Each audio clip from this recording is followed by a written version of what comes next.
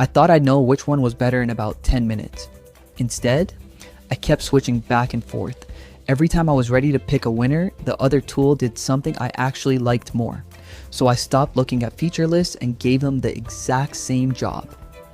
I uploaded the same long video, tried making shorts, changed captions, exported everything, then timed how long it actually took before I had something I'd be comfortable posting.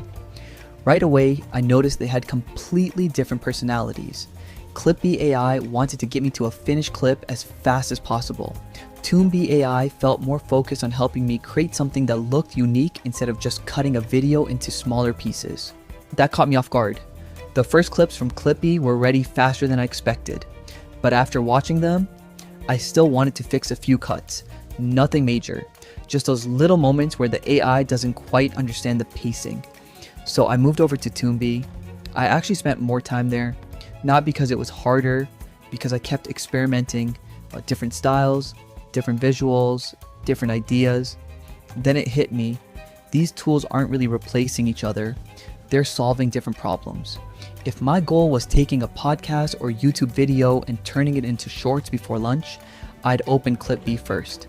If I was building fresh AI content or wanted something that didn't look like every other recycled clip online, I'd probably start with Toonbee.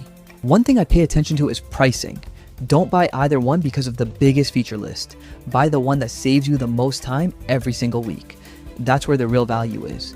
So, which one is worth paying for? For repurposing existing videos, I'd lean toward Clipbee AI.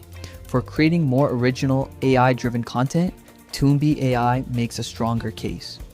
Honestly, I don't think this decision comes down to which tool is better. It comes down to what you're creating tomorrow morning. Once you answer that, the choice becomes surprisingly obvious.